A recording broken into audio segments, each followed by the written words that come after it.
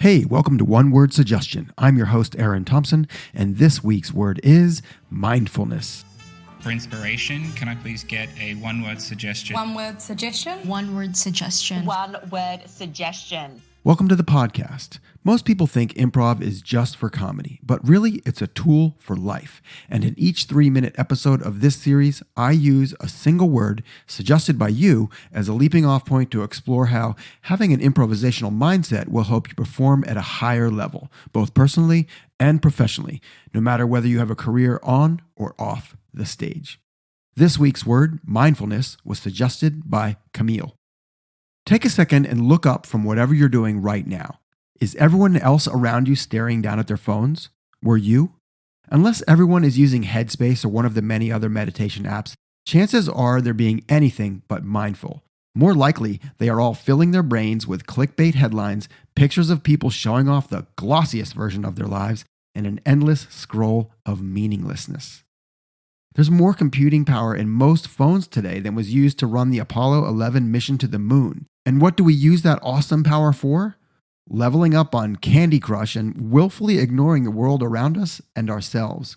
People have become so preoccupied with their phones that they not only become less mindful, they become dangerously mindless, easily manipulated by algorithms and fake news, and so lost in their heads that they can't even drive or walk across the street safely. Pedestrian deaths are on the rise, and cities are now installing street-level red lights at intersections so people who can't seem to look up can see indicators down by their feet that say stop. So you could argue that our collective mindfulness is at an all-time low. And as powerful and amazing as your shiny new phone may be, the truly amazing computer, and the one we all need to start paying more attention to, is the one between our ears. According to Robin Sharma, who wrote The 5 a.m. Club, phones are costing us our fortune. We need to get away from the world if we want to change it, or even just change ourselves.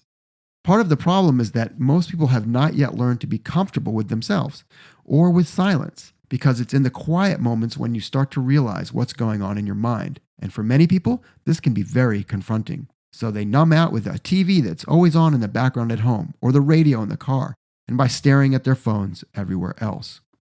But here's the thing. The present moment is where everything happens. The past and future only exist as noise that should for the most part be tuned out. So how do you fight the algorithms of phone apps and social media that have been specifically designed to steal your energy and life force? Learning to get comfortable with silence and quiet our minds is the key. And meditation can help, walks in nature can help, long showers can help. In fact, lots of things besides turning off your phone can help, including improv. One of the many great skills improv training gives you is becoming consciously aware of thoughts, feelings, and environments. And not just your own, everyone's. Improv also teaches you that if you ever get stuck in life or on stage, all you have to do is connect to the present moment and the people around you, and the answers will come. In previous episodes, I spoke about focus and editing, which also have a role to play in mindfulness. So I invite you to check out those episodes if you haven't already. And in the meantime, I'll leave you with this little trick I learned from a monk who taught me it's possible to practice a little bit of mindfulness every day. The goal is to start small and eventually train yourself to be conscious of every decision and action you make. Being in the present moment is the key, and the trick involves identifying a task, something you do frequently that's not on a phone or a computer, and treating it as a mini mindful meditation. The only job is to do the job with complete focus and without letting any other thoughts or distractions get in the way.